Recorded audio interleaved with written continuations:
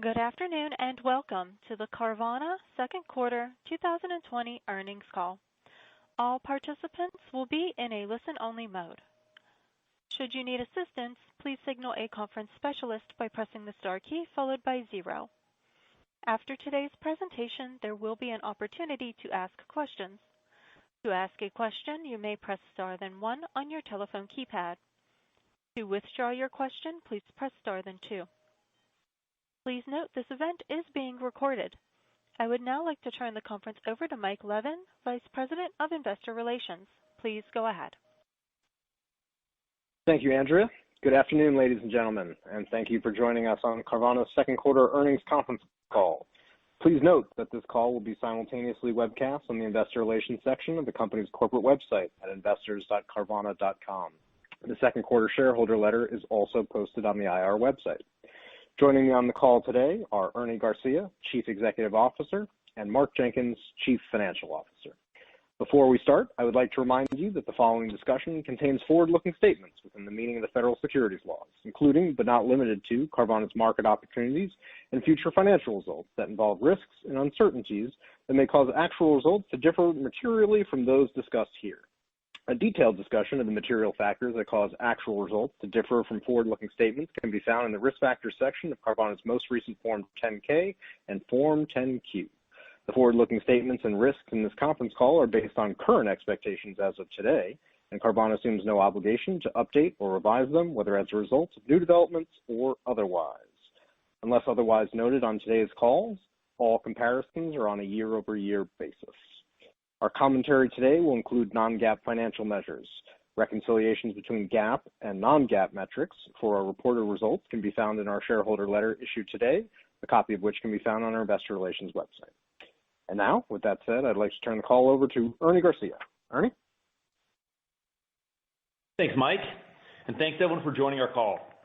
The first half of 2020 has been an unprecedented and trying time for so many as the world grapples with COVID-19. It has impacted all of our personal lives, impacted the way we interact, the way we live, and the way we work. As we've managed through this dynamic period, we've put people first. Our operations and people ops team have done an unbelievable job taking care of our team and of our customers. Thank you to them for everything you've done and everything you continue to do. In addition to the changes in the ways people interact, live, and work, the pandemic has also led to changes in the way people shop. It's created disruption that has forced people out of their habits. This has caused people to try new things, and new experiences they are having are resulting in change. Suddenly, buying cars online is becoming normalized. This is a big deal. We came into 2020 the market leader with a bright future. We were the market leader because from the very beginning, our guiding light has been delivering the best customer experiences available anywhere. To do that, we've recruited the best people to take up our mission alongside us. We've built a culture of tireless energy and ambition, and we've invested in the technology and infrastructure that are necessary to deliver on the constantly changing preferences and expectations of our customers. And we've done it all with the genuine discipline of a long-term focus. These things are easy to say and hard to do. They are the things that matter in the long run. They are our enduring differentiator and the reason our future was bright before. And now we have added the tailwinds of rapidly changing customer behaviors. Our future is even brighter now. In the immediate term, we are working to alleviate the operational constraints that have emerged as a result of our choice to defensively position the business at the onset of the pandemic, as well as the complications of ramping up at record speeds at the same time COVID-19 continues to impact many of our markets. The same production team that delivered over 10x increase in production capacity over the last 4 years is up to the task. Now I'd like to turn to our results in the second quarter. We grew units by 25% in the quarter, including decreases in sales year over year in early April, and growth of approximately 40% later in the quarter. This growth was achieved despite managing through the most difficult period of the pandemic and facing severe inventory constraints. In the second quarter, we also saw a rapid rebound in GPU, which demonstrates the resilience in our model across each of our gross profit contributors, as well as the speed of our reaction at the onset of the pandemic. Managing through this unique environment has also led to efficiency on the expense side and demonstrated the long-term strength of our cost model. We continue to see exciting progress across our key metrics heading into the quarter. The most notable is that we hit our long-term milestone of buying 100% as many cars from our customers as we sold to them in July. This is an unbelievable achievement that has come much more quickly than we had anticipated. Congratulations and thank you to the Sell to Carvana team. You're doing a truly amazing job. Moving forward, there's a lot to get excited about. As we always have, we're focused on building enduring value. We are positioning ourselves for the shifts we are seeing in customer preferences, investing in our offering of buying cars from our customers, focusing on simplifying the automotive value chain, building out significant capacity in our supply chain, investing in initiatives that make us even more efficient and scalable, and most importantly, continually improving our customer experiences through better technology, infrastructure, and process. The customer experiences we deliver and our execution are the forces that matter most over time, and they have our complete attention. That focus and our long-term lens are what brought us to this point. They put us on the path to selling 2 million plus units per year and to becoming the largest and most profitable automotive retailer. They've made us the fastest growing retailer in the country. They've driven incredible customer experiences over many years. They've generated a constant unwillingness to be satisfied with our own product that has pushed ceaseless improvement. And the accumulation of all that has made us the market leader. We are not content with being a market leader. We're on a mission to change the way people buy cars. Our ambition and excitement is driven by the opportunity we see in front of us. And today, we are more excited and we are more ambitious than we have ever been before. Mark? Thank you, Ernie, and thank you all for joining us today. Q2 was a strong quarter for Carvana. Retail units sold in Q2 totaled 55,098 units, an increase of 25%. Sales growth started to rebound in April and continued to improve to approximately 40% later in the quarter, despite significant inventory constraints brought on by COVID. Total revenue was $1.1 billion, an increase of 13%.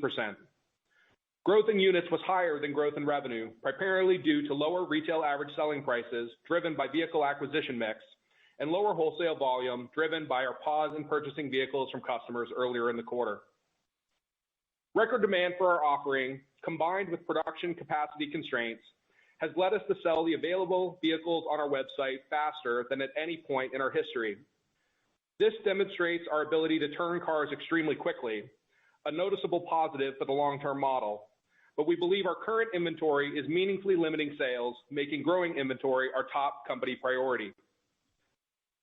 Total gross profit per unit was $27.26 in Q2, a decrease of $406 year over year, and an increase of $86 sequentially. Due to the dynamic nature of the current environment, we will focus our more detailed commentary on sequential changes. Retail GPU was $11.90, a decrease of $391 sequentially. Early in the pandemic, we made the decision to reduce risk by pausing purchasing and lowering prices to reduce our inventory size. This led to higher average days to sale in the quarter and lower retail GPU due to the lack of new, higher margin inventory coming to the website. Within the quarter, we observed a V-shaped pattern of retail GPU, with margins reaching their low point in May and seeing a sharp rebound in June as new vehicles were added to the site. We expect retail GPU to climb further in Q3. Wholesale GPU was $137, an increase of $114 sequentially. This was driven by record gross profit per wholesale unit sold of $1,036, or $695, excluding the impact of our wholesale valuation adjustment in Q1. Gross profit per wholesale unit sold was primarily driven by strong industry-wide wholesale pricing in the latter part of the quarter, combined with strong execution by our team. Other GPU was $13.99, an increase of $363 sequentially. The sequential gain was primarily due to a $337 increase in finance GPU, driven by improved market conditions since the end of Q1 and credit tightening earlier in the pandemic. Ebitda margin was negative 6.2% in Q2, an improvement from negative 12.6% in Q1. Following the spread of COVID-19, we paused corporate hiring and adjusted our hours in our operating groups to more closely match expenses with current demand as opposed to bearing additional expenses for future demand as we have historically have. In total, we sold 2,671 more retail units in Q2 than Q1, while reducing SG&A spend by approximately $36 million sequentially. This led to a 3.7% improvement in SG&A as a percent of revenue compared to Q1 2020, and a significant improvement in Ebitda margin. We expect further improvement in Ebitda margin in Q3. To meet accelerating demand for our online offering, we are actively taking steps to expand our production capacity. Following quarter end, we opened our 9th IRC near Columbus, Ohio, bringing our annual production capacity to nearly 500,000 units at full utilization. In addition, we are on track to open 2 additional IRCs by year-end, adding more than 100,000 additional units of capacity at full utilization, and we have a pipeline of future facilities beyond those. During the quarter, we completed 2 equity offerings, bringing our total liquidity resources to over $1.3 billion at quarter end. There were 171.4 million weighted average shares outstanding in Q2 on a fully exchanged basis, and we expect approximately 174.4 million shares on a fully exchanged basis in Q3. As we look forward, we are focusing on scaling our operations to meet demand on our way toward our long-term goals. Thank you for our attention. We will now take questions. We will now begin the question and answer session.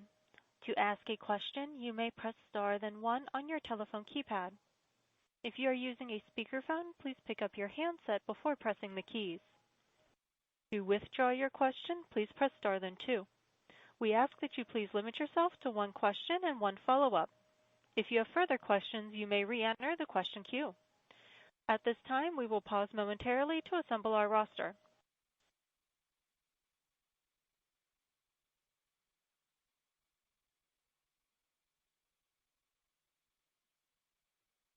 And our first question will come from Colin Sebastian of Baird. Please go ahead. Great, thank you, and hope everyone there is healthy and well. My question is, since you're not yet at full utilization levels within the existing IRCs, I wonder if there are any process improvements or other changes that you can make to improve throughput near term. And then secondly, related to advertising costs, despite the inventory constraints, you're still spending a fair bit per unit, and wondering if we'll see more efficiency on advertising as we move into the third quarter. Thank you. Sure. So on the throughput front, I would say I do think we're finding actually quite a few efficiencies now. We talked about when we came into the pandemic, we reduced hours, and then we ramped those up as we saw volume coming in, as we started to get in front of that and try to produce cars again. I think anytime you go through an exercise like that, you undoubtedly just find process improvements. And then I think the tension that we've recently felt, where we're clearly inventory constrained, has also forced us to find efficiencies that we maybe weren't looking as hard for in the past. So I think there's been efficiencies there. We've also continued to roll out a number of different technology innovations, including an entirely new system that runs our inspection centers that we expect to help us find additional efficiencies from there. So I think across the board, we've always been finding efficiencies in that process and all others, but I think in this stress time, we've probably been able to find efficiencies even faster. Right now, what's holding us back is just managing through these coronavirus waves, which have been impacting, especially the Sun Belt, pretty dramatically recently, and that's where we have a lot of our different inspection centers. And as we said in our prepared remarks, we're choosing to put people first, and we're missing on the conservative side there. We're being very careful in contact tracing and sending anyone home who could have been exposed to anyone who comes in with the case, and giving them paid time off. And so we're missing conservative there, I think, and we think that's the right way to miss. And so as that starts to calm down, we think that's going to be very helpful. And then we're also working now to hire people as quickly as we can. The facilities have a certain capacity, as we said. The 9 that we have open now have nearly 500,000 units of facility capacity, but we have to staff those up to get access to that capacity. We'll open 2 more by the end of the year. That'll add roughly an additional 100,000 units of facility capacity, but again, we have to staff those up. So this is a unique environment to be hiring as well, and we're working as quickly as we possibly can. We're also innovating on the hiring front. So I think we've got a lot of things there that we're excited about. This is, as a public company, this is the first time that we've managed through an inventory and reconditioning supply constraint. But as a private company, it's not. We dealt with similar situations in 15 and 16, and the team that we've got that grew our reproduction capacity by approximately 10x in the last 3.5 or 4 years is definitely up to the challenge. And so, we think it's going to take a minute to grow through, but we absolutely have all the confidence in the world that we'll get through it. On the advertising front, I think you bring up an interesting point, and I think there is tension there as well. We are clearly constrained in inventory, and that means that for any given customer that comes to the site, the odds of them seeing the car they're looking for is lower, and therefore your conversion rates will be lower.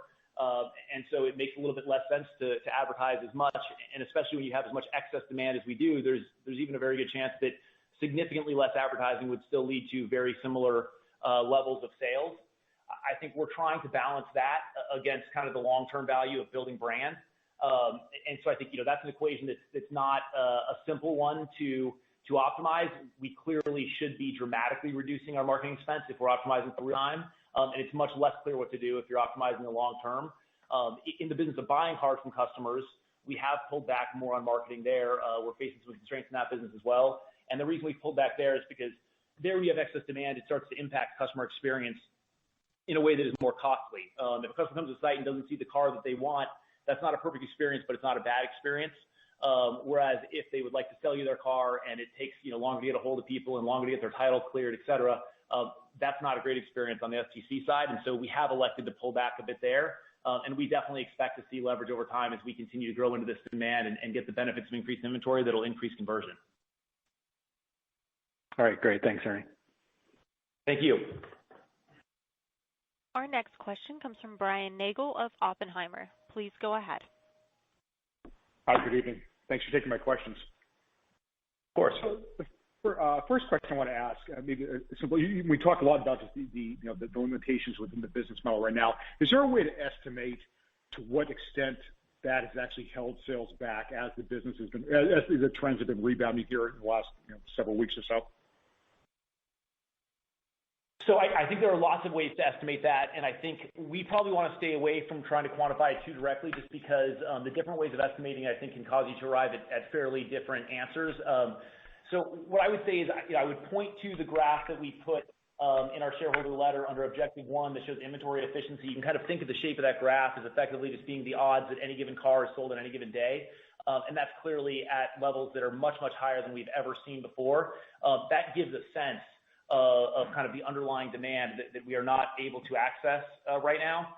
I think another stat that is probably very useful is, at the end of the quarter, near the end of June, we probably had somewhere between a quarter and a fifth as many cars that were available for customers that wanted to buy cars as we had prior to the pandemic. I think a lot of times, we can, from a financial perspective, we can look at balance sheet inventory, but what matters to the customer is just what are the cars on the site that are not currently in the purchase process with another customer. And the number of cars that we had at the end of the quarter, as I said, was between a quarter and a fifth. So that's a dramatic reduction in the amount of selection that customers were able to have. And so we feel like there's probably a lot of excess demand sitting in there, and we're working very hard to try to unlock it. That's very helpful. Then my follow-up, unrelated, just with regard to SG&A, and you have in your letter on page 9 the table that shows the components of SG&A by month. You can see the SG&A ex advertising and D&A, in the month of April was 3,760, and then moved down to about 2,600.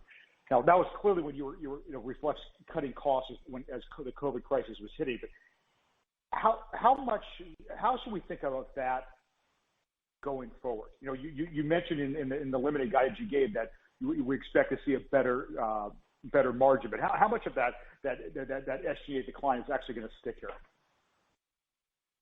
Sure. So I think there's actually something that's really valuable revealed there. And so I think when we use the terminology cutting costs, what's imagined is a reduction in workforce that is probably not sustainable, and so you wouldn't expect that in the future. And I think that we should probably think about that kind of experiment that was run in our data there a little bit differently. So normally when we're growing as quickly as we have been over the last 7 years, and you're looking at growth in SG&A from quarter to quarter, and then you're trying to look at it on a per unit basis and understand what that means, there's a lot going on there, right? Normally we're growing our fixed functions, so we're growing corporate, we're adding to our development teams, we're adding to our analytics teams. We can keep our analytics teams, our development teams the same size and continue to basically invest at the speed we have in the past. But we continue to believe that there is a lot of opportunity, and so we are accelerating those investments and we are growing those teams. And so when you look at that in the past, you're seeing growth in fixed operations as well in our growth in SG&A. Other thing that you're seeing in there is our actual variable costs, right? We have variable costs associated with selling cars, and that flows through to SG&A obviously as well. And then a third element of what drives our SG&A growth over time is, generally speaking, we're carrying more headcount than we need at any point in time to service the demand that we see, because we're preparing for what we anticipate to be growth. And that's been kind of the stance we've been in for the entirety of our company's life. I think going into this pandemic, we had to make some choices about how do we want to position ourselves. And I think the only thing that you really know going into a pandemic like this is that you don't know what's going to happen. And so you have to decide what kind of errors you want to make. And we decided with the long-term lens that the better error for us to make was to miss conservatively, and if things came back, then we would kind of deal with it. But at least we wouldn't put ourselves in a bad spot if they didn't. And so what we did is we paused corporate hiring. And so what that means when you're looking at SG&A growth, going from March to April to May to June, you're no longer seeing the growth in our fixed operations or in development or in analytics that you would normally see flowing through SG&A. We also reduced hours to match the demand that we were seeing and to have the capacity, the operational capacity to handle the sales that were actually flowing through the system. And then as we ramped up, we increased those hours. So you started to see something that looked a lot more like variable costs, and you didn't necessarily see the same overhead that we're carrying for future sales. And so I think in that moment, we saw something that looked probably not precisely like variable costs, but it looks a lot more like variable costs. And I think the story there is very good, and I think it strongly buttresses our long-term model. Now going forward, we're going to go back to a growth stance. We're going to be carrying people for growth that we expect in the future. Because if anything, we now expect to be growing even faster than we were expecting in the past. We're going to continue to make investments because we believe that we've got the best customer experience out there, and we believe that experience can be improved upon a lot. So I think we will in the future look to continue to make very significant investments to continue to grow into this incredible opportunity, and we'll expect to continue to lever as we have for the last 7 years. But I don't think it's going to be exactly what you saw over the last several months. Mark, do you have anything you'd add to that?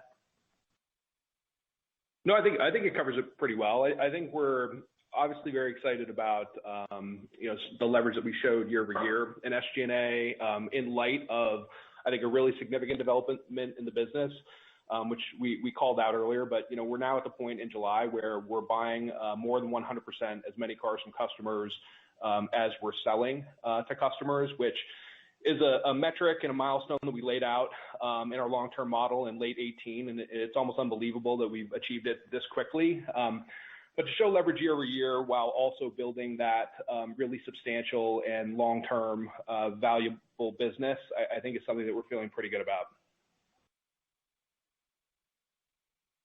Our next question comes from Sharon Zackfia with William Blair. Please go ahead.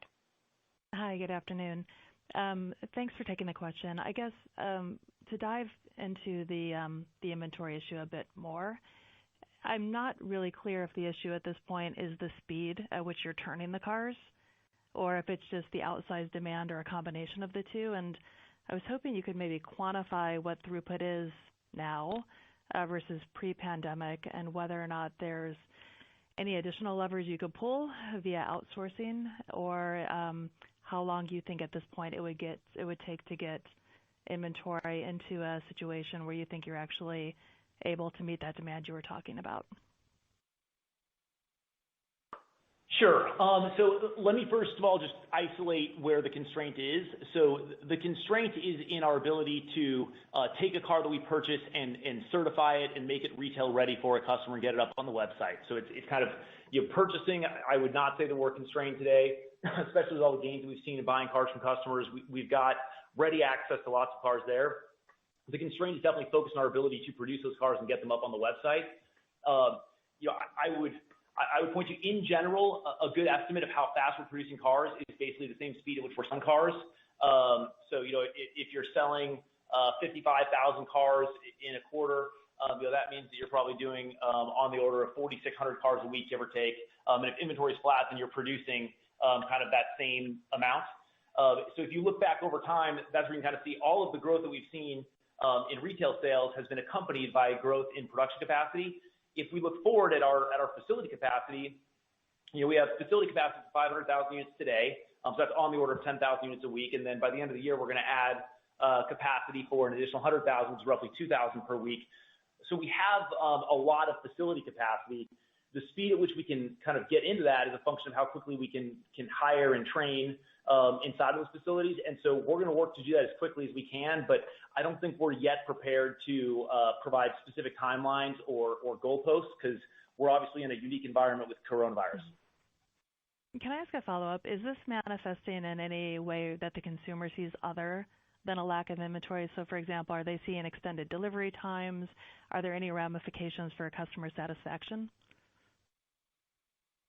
So I think I would say we also have some constraints in the business in inside advocates' ability to answer calls when customers call in, and then in outside advocates and last mile delivery, and to a lesser extent in the logistics network.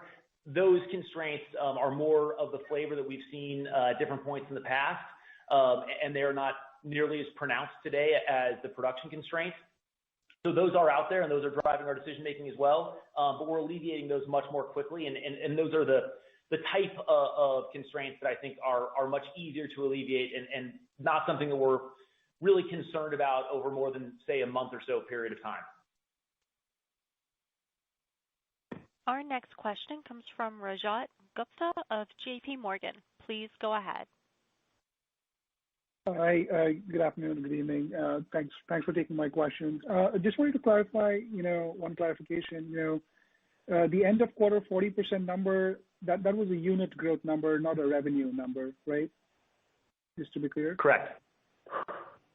And would you be able to quantify what July looked like?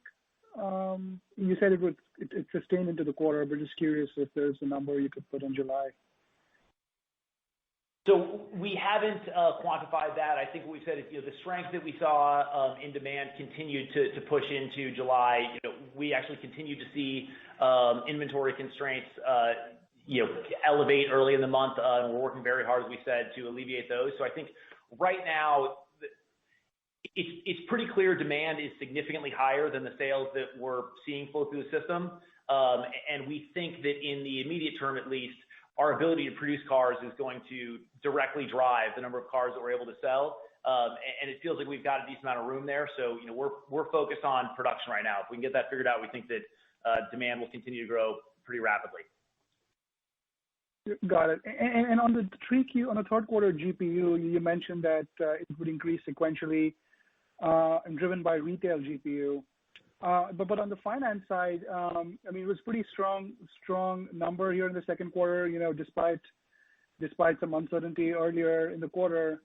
And it looks like you monetized a significantly lower amount than what you actually originated. And despite that, you had the strong number. And you noted in the release that the third quarter increase is likely to be driven by retail GPU only. But it looks like you should be able to sustain at least this level of finance GPU into the third quarter as well. So just curious as to what you're seeing there, and how should we think about the finance GPU through the remainder of the year? Sure. So I think the biggest thing with finance GPU that we at least hope you'll take away is we think that demonstrated the resiliency in our program. This was obviously an unbelievable event going through the pandemic that rocked capital markets and dramatically impacted things. And we were very pleased with the number that we had in Q1 in light of everything going on. And then we think that the rebound that we saw into Q2 is very exciting as well, and speaks to the strength of the program and the diversity of our different ways to monetize our receivables. I think there were probably two drivers of the growth from Q1 to Q2.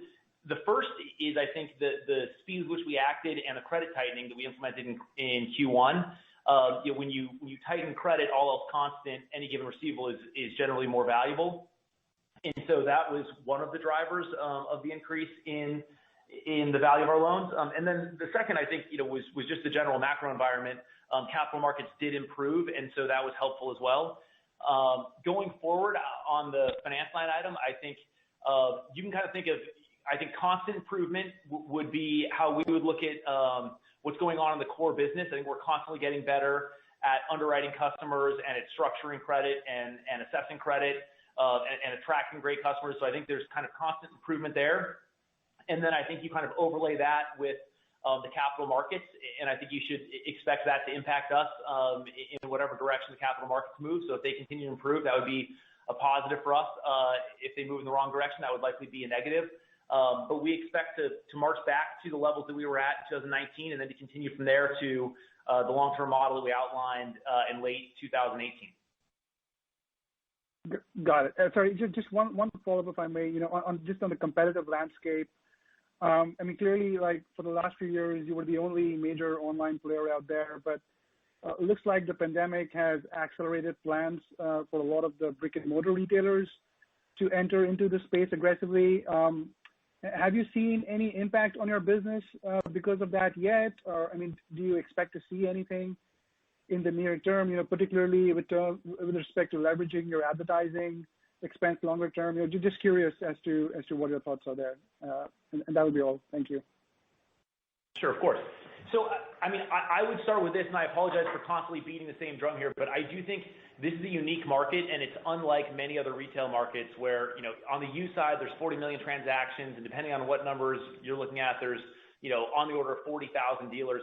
This is a tremendously fragmented market, and it's a market that historically has had all of those players and has always been very competitive, with offerings that are fairly undifferentiated, at least from a macro view.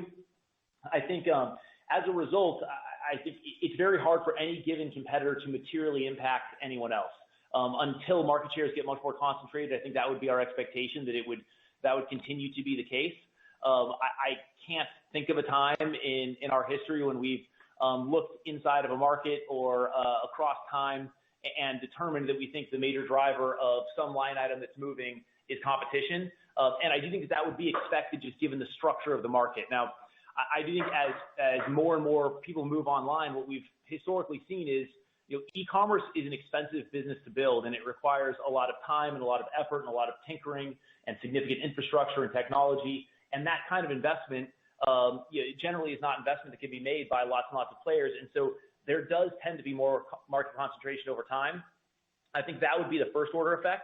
I also think these sorts of business models where there are real economies of scale, where as you get bigger, you have more selection for your customers and you have more of a brand, maybe feeds back into price, it feeds back into faster delivery time. Those sorts of things also drive more concentration. And so I think, we would look at more concentration as the first order impact. And to the extent that happens, I think we're very, very happy. And then I think the second order impact would potentially be additional competition on things like marketing dollars. But we would expect that to be a follower, not a leader, and we've seen no evidence of the contrary so far. Our next question comes from Michael Montani of Evercore. Please go ahead. Great. Good evening. Thanks for taking the question. I just wanted to ask about on the retail GPU side. You all had mentioned that you expected to see improvement, I think, quarter over quarter there. Is that basically tied to the increased production capacity as you hire individuals back to increase throughput? Or is there more that goes into that with pricing dynamics and acquisition? And then I had a follow-up. Sure. So there are definitely some exciting trends in retail GPU. I think the most exciting is that, as I mentioned earlier, in July, we bought more than 100% as many cars from customers as we sold to customers. We think that that was basically I could probably call it 10 to 15% in April when we paused purchasing from customers, and it's just been on a basically straight line upward since then. I think that's obviously a positive. That drives wholesale GPU, that drives incremental retail GPU, because cars that you acquire from customers are typically more profitable than cars that you acquire at auction. We're actually acquiring fewer cars from auction now currently than at any point since early 2018. So I think that generally points to a pretty strong dynamic in retail GPU. In addition to that, just technically, we do expect average days of sale to come down in Q3 relative to a high in Q2, and that's just basically a technical dynamic with when we stopped purchasing cars that led average days of sale to increase in Q2, and now that we're actively purchasing cars, particularly from customers, but in general, we expect it to come down in Q3, which will also be a tailwind. Okay, and then you had mentioned that the anticipation was meaningful Ebitda margin improvement quarter over quarter. So just wondering if you could dive into the SG&A side a little bit further there, because it sounds like there could be advertising opportunity, but then perhaps there's the headcount side going the other direction. So I'm just wondering, is there opportunity in the other line item of SG&A, or where do you really see the benefits there, if there is SG&A opportunities as well? Sure. Yeah, so I think the way we think about SG&A in the remainder of the year, so, we do expect meaningful year-over-year leverage. I think, that comes from some of the process efficiencies that we picked up, during the COVID period, some of the technology gains that we've made as our teams have focused in on scalability and efficiency. I think that we also do plan to invest. So we expect meaningful leverage year over year while also investing for growth into 2021, which is, our lenses have started to look toward 2021, and also while investing in our technology pipeline. So we expect, meaningful leverage year over year in SG&A in the back half, and then, meaningful improvement sequentially in Ebitda margin versus what we saw in Q2. Our next question comes from Armintas Sinkevicius of Morgan Stanley. Please go ahead. Great. Thank you for taking the question. I wanted to touch on the inventory briefly, and Ernie, I know you said that that there's a variety of different outcomes here, so that's probably where I'm shaking out. But if I look at the 40% growth that you have going on, if we were to assume that carries through the rest of the quarter, you're looking at something like 65,000 units for the third quarter. But then if I look at the chart that you have there with regards to inventory efficiency, it looks like, it's about 3.5 times for the month of June. There's about 12,000 units online right now. So if I were to assume that, 11 to 12,000 at 3.5 times, that gets me into the low 40,000 range. And so, how should we be thinking about, the impact of the inventory constraint to your third quarter? I think I would just go back to what we said previously. I think we're clearly constrained, and that is clearly driving sales volume right now. You can kind of infer what we were selling per week, over the last quarter and how that was ramping up. And so, we're producing at roughly that rate as inventory has kind of bottomed and just started to tick back up. And so I think, it's going to be driven, I think, more than anything by just our ability to produce cars. And so we really think that's the driver. And I think given, the uncertainty with coronavirus and everything else, I just think we're not prepared to precisely predict that for you right now. Okay.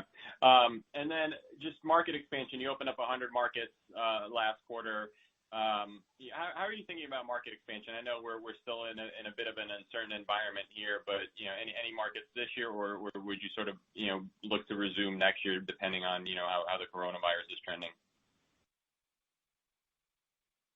Sure. So I think our approach to market openings looking forward will definitely depend on how things are going with containment of coronavirus, and to a certain extent our pacing on scaling up inventory. I think we were able to open 100 markets in Q2 fairly quickly with limited investment, limited travel, even really limited incremental hiring, basically because those markets were supported from our existing logistics and last mile delivery network. And so that was a great thing for the customers in those markets to be able to bring our offering to additional markets. In the COVID period, I think was really valuable. But looking forward, I think it'll largely depend on nationwide dynamics with COVID as well as our own inventory. Great, much appreciated. Thanks. Our next question comes from Ron Josey of JMP Securities. Please go ahead. Great. Thanks for taking the question. I've got two, please. So Ernie, understood as you ramp up operations, inventory should improve and the growth in trade is clear, and we talked about the 100%. But now that you're acquiring fewer cars from auction, really at any point, I think you said since 2018, can you just talk about the potential of Carvana Access, which launched in the quarter, and how you view that? And then Mark, we just talked about, improving Ebitda margins and improving retail GPU. I wanted to ask maybe some of the drivers in a different way from a product perspective. And we're seeing more delivery fees on the network than ever before. We're seeing more inventory from dealer partners, even older cars. And so wondering if you can talk about how these sort of changes to the consumer experience are contributing to overall profitability. And maybe a better way of asking that is, how do you balance, call it, these benefits with the investments needed now that the balance sheet is significantly stronger, benefits of greater margins? Thank you. Sure. Let me start with Carvana Access. So let me put Carvana Access maybe in the context of buying cars from customers. As Mark said, we bought as many cars from customers as we sold in July. That's really, really exciting, and that generates a lot of inventory for us. Now, some of those cars are going to fit our retail standards and some are not. For those that fit our retail standards, that's pretty incredible because that's a very significant collapse of the entire automotive value chain, where we are now buying a car from a customer and then producing it and preparing for the customer and delivering it right to the next customer. There's a lot of friction that has existed in the historical system that is being cut out of that transaction, and that's really, really exciting. And the retail side feeds back on the purchasing side and vice versa because we have such a broad retail network and we can sell across brands and across geographies. We can bid a little more aggressively on cars that we're buying, and then because we're buying cars from customers directly and we've got that proprietary source of inventory, we've got higher quality inventory with larger margins on the retail side of the business. So that's really, really exciting. But there's this kind of fork of inventory that you buy from customers that doesn't fit on the website. They're great cars, they just don't fit our retail standards. And so what Carvana Access is, it's a way for us to take those cars and get them to dealers or other partners that buy wholesale inventory, and deliver those cars to them in a way that's also very efficient. And that efficiency feeds back in the same ways as the efficiencies of the retail business. So that's what's going on there. We think that's another exciting development and another step toward our long-term goals in both retail and wholesale margin. Sure. And then on the Ebitda margin improvements, so I called out earlier, we expect meaningful leverage on a per retail unit sold basis in SG&A comparing year over year. We also are expecting a step up in retail GPU, and we talked about some of the dynamics there. Some of the smaller items in terms of merchandising or testing that we're doing on the website, I wouldn't see any of those as being a particularly large contributor to the Ebitda margin improvement that we called out. Again, I think that'll be mainly focused on growth in GPU driven by retail, and then Ebitda leverage on a per retail unit sold basis. Or sorry, SG&A leverage on a per retail unit sold basis. Thank you. Our next question comes from Nick Jones of Citi. Please go ahead. Great, thank you. Just two questions. First, I guess you're back to being positioned for growth. If COVID-19, we kind of see a second wave over the winter or something like that. Do you think you need to take this, similar action as you took back in April, or do you have kind of a different liquidity position where you can kind of be a little bit more aggressive if that were to happen? And then the second question is just more on consumer behavior. Are you seeing any shifts in consumer behavior? Is there some de-urbanization or people opting for cars for safety reasons instead of taking public transit? Are they maybe being a little more patient and finding their cars online versus now that they're not really going to dealerships and dealing with that experience? Do you kind of have more lead time, and are you able to kind of acquire cars more efficiently now than maybe pre-COVID? Thanks. Sure. So on the second wave point, I think we'll have to wait and see there. I think what is certain is exactly what you pointed to. We would enter in a very different position than we entered last time, just because we've got well over $1 billion of liquidity, and I think we've been kind of hardened, and we know what processes we need to roll out to handle these situations. We've dealt with the various state openings and closings, and we know how to manage through all of that. So I think we would be positioned significantly better for another situation like this, but obviously the details would matter a lot there. And so, I don't think we can give you more than just that we'd be positioned really well. On the consumer behavior side, I think there's so much going on inside of that question. What I would say is I think people are asking questions about, are people going to drive more now because they don't want public transportation, they don't want to do rideshare as much? The answer to that is probably. Are people going to drive less because there's going to be more work from home? The answer to that is probably. What's some of those things? I don't really feel like we necessarily know. And there's probably 100 other impacts as well. I think, over the last 7 years, we've grown this company by growing market share because we have a differentiated offering that's appealed to customers in a different way from what the traditional offering has been able to offer customers. And I think the biggest and most pronounced change in customer behavior is that there was this massive disruption that put people in a position where they had to try different things. When they try different things, they like some of those different things that they try, and that's accelerated e-commerce adoption across the board. And so to us, I think that preference shift is the most powerful customer behavior change that we're seeing. And then in the immediate term, as we're dealing with these waves in these different markets, there's undoubtedly different behaviors that we observe and different preferences that customers have. But I think we're trying to stay most focused on the enduring forces, and we're trying to build to support those enduring forces because we just always bring a long-term view to everything that we do. And so that's what's got our focus today. Great, thank you. Our next question comes from Seth Basham of Wedbush Securities. Please go ahead.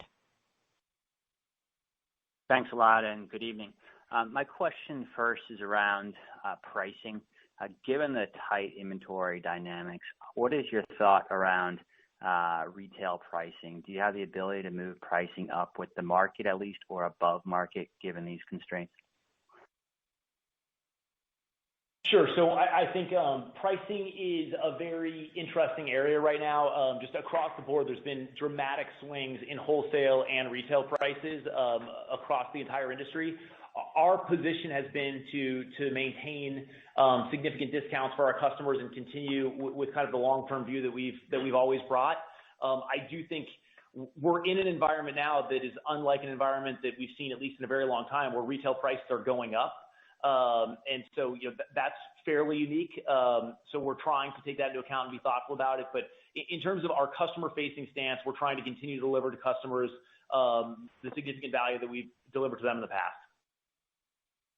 Fair enough. And secondly, as it relates to your financing options, what are your thoughts about revisiting the ABS market?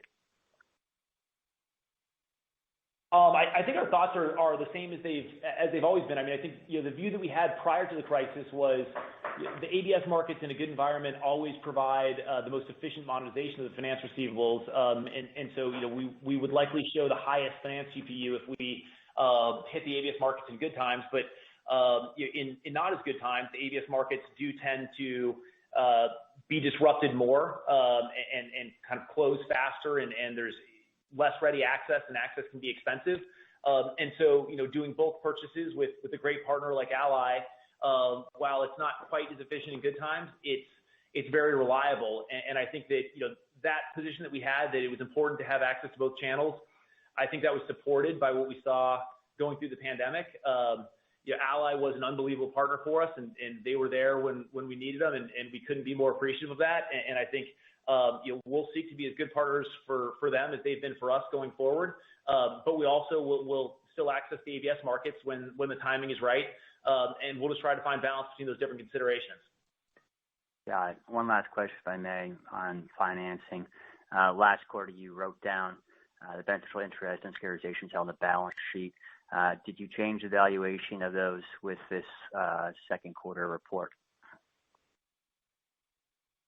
Yes, we had an adjustment that increased the valuation of those by about $8 million in the second quarter. That will show up in other income and expense. And did you make any changes to the potential bonus payouts that you changed last quarter as well? I don't believe we made any material changes to those. Our next question comes from Daniel Powell of Goldman Sachs. Please go ahead. Great. Thanks for taking the questions. Two, if I may. On the first, just wanted to get a sense if you could sort of tell us quarter to date how the inventory is trending, specifically relative to the comment you made about sort of being at a quarter to a fifth of sort of available for sale units relative to demand earlier in the quarter versus pre-COVID. And then second question is just around advertising, maybe a similar question, just asked kind of a different way. As you sort of look at your production capacity recovering and getting back to a level that you'd like to see, how aggressive or not might you consider being, just given all of the secular tailwinds you're seeing in your market right now? Thanks. Sure. So I think first order, as we've seen additional demand, it is kind of immediately consumed our gains in production so far. And so our inventory has been flattish, would be, I think, a good starting point. Maybe have seen a tiny tick up recently, and we hope to be able to get in front of that and continue to grow it. But I think it's also a good story that, when we kind of put additional inventory on the site, it pretty instantly gets grabbed by somebody. So, we're going to try to grow that as quickly as we can. And I do think that the speed at which our inventory grows can be a function first of production, second of sales. If sales are instantly consuming all the production, then inventory is not going to grow. But if we're able to grow production even faster than sales, then we'll grow it. So I think, we're really focused on hoping that we get as much demand as we possibly can to the site, and then hoping that we get as much production as we possibly can to the site. And then I think inventory is kind of, the output of that equation more so than the input of that equation. On the advertising side, I would say I think there potentially could be some interesting opportunities that could take many forms. I think we've already moved pretty quickly. At the onset of the pandemic, within about, a matter of weeks, I think 2 weeks, we put out a pandemic-specific commercial that talked about our touchless delivery and kind of spoke to the moment. And I think we're really proud of our marketing team's ability to get that out that quickly. More recently, we launched another commercial called The Pioneers of Online that kind of speaks to the fact that we kind of started this trend and that we've been working at this for 7 years, and we've built a lot of infrastructure that makes it very easy for a customer to go on our website, see a great selection, and get an incredible experience. And we're trying to make sure that message is heard. And so I think that there's opportunities like that from a messaging perspective. From a distribution perspective or a advertising spend perspective, we've also seen costs per impression have definitely gone down more recently, and kind of conversion rates at the top of the marketing funnel, just meaning onto the website, have likely gone up. And so I think those are exciting developments, but we're in such a unique environment that I don't know that we are smart to extrapolate that out to the future and expect that to stay forever. I think some of our kind of bigger, longer-term mental models that we've used in the past, where there's 40 million cars, there's 40,000 dealers, they all have the same economics. The way that they spend from a marketing perspective and the way they price cars, it has to support their cost structures that are effectively shared and their profit goals that are effectively shared. And so there is just a lot of ballast in this market that I think should always make us skeptical of short-term swings and whether or not they'll persist. But so far, the swings that we've seen have, if anything, been positive. Thanks. It's really helpful. Appreciate it. Thank you. Our next question comes from Alex Potter of Piper Sandler. Please go ahead. Guys, wanted to touch on hiring. You mentioned this was kind of interesting. Obviously, if you're ramping up your IRC capacity, you have to put bodies in those facilities. And this is a unique environment to be hiring in, I think is how you put it. Presumably, it should be easy to find people, given all the talk of unemployment. But I'd be interested in hearing the extent to which staffing is a potential constraint. So I think there are a lot of people that are unemployed. I think there are also dynamics going on with unemployment payouts and different things that can be an offset to the ease with which you might be able to hire right now. And then I think obviously it's a unique environment with people wondering if they want to go into work at all right now when there are coronavirus waves in different parts of the country. And so I think it's a different environment. And I don't think it's an environment that we should expect to persist, but it's a different environment than we faced. The way that you go out and reach out to candidates and find people is different. The way those people are feeling and thinking about what they want from their job is different. And so, your messaging needs to be different. And so I think it's just a different time. And I think the team is doing an unbelievable job. I think we've made a ton of progress already. So I don't mean to give you all of that as a set of excuses, because it's really not. But I do just think it's a unique environment. It's a unique time. It makes it a little harder than it normally would be to forecast exactly how quickly we'll be able to make the progress that we anticipate making. We are very optimistic, and we are making progress right now, and we have been making progress over the last month and a half as we've been really focused on this. But I think it's a little hard for us to be making precise promises in this moment in time. Sure. Okay, fair enough. And then I guess maybe a related question. Of the IRCs that you currently have, Is it possible to quantify the number of those or maybe a percentage that are being impacted from a workforce standpoint because of COVID outbreaks in those specific areas, maybe the number of people who you would normally have showing up as a percentage of what you could have showing up, something like that? Thanks. I'll give you something a little more general than you're probably looking for, but I would just say, first order, it's just when there's a COVID, outbreak in some city, we are likely going to be impacted by that if we have operations in that city. And so the Sun Belt has recently been impacted. Most recently, maybe the Midwest. We have inspection centers in the Midwest as well. So I think we can be impacted. We are impacted when that happens in any given market. I think the great news is, I said in my prepared remarks, I do think our ops teams and our people ops teams have done a really, really good job with that. We've had next to no transmission at any Carvana locations, but people in these markets do get coronavirus. And then, when they come into the facility and we check their temperature, we do contact tracing and have to figure all that out. And that does disrupt things a bit and slow things down. So I don't want to give you a ton more than that, but I would say if there's a market where there's a significant outbreak of coronavirus happening and we have operations there, we're probably dealing with it. Okay. Thanks a lot. Yeah, thanks. Our final question will come from Brad Erickson of Needham & Company. Please go ahead. Hi, thanks. First, just when you think about the traffic levels on the site lately, what's your sense on some of the demand that's getting turned away, I would imagine, because of the inventory constraints? Are those customers coming back to the site persistently, or do you think some of those sales are just being lost? What's your sense there? And then I have a follow-up. I think probably a little bit of both. I mean, this is going to be something of a speculative answer, but because I think just tracking customers online is an imperfect science, but certainly a little bit of both. When customers come to the site and they don't see the car they're looking for, they likely will keep shopping, and that means checking other places and checking with us. And if they find the car they're looking for somewhere else, I think the odds they go somewhere else are probably pretty good. And if they don't, the odds they come back are also probably pretty good. So I don't know that I can give you something more satisfying than that. I think that's probably the best we can do. Yeah, no, that works. And then just related to the underwriting standards, you talked about, ratcheting up early on through the pandemic. Is it safe to say you've fully relaxed those now back to, say, pre-pandemic levels, or are they still somewhat elevated there with more to relax? Just any color on the pace of change around the underwriting standards. Thanks. Sure. So I don't think we want to quantify that, but we definitely are continuing to maintain significantly tighter credit than we had heading into the pandemic. It is not as tight as it was at the peak tightness, kind of, in, I suppose, early April and maybe through April. But it remains pretty tight. I think we feel like that's the right error to make right now as well.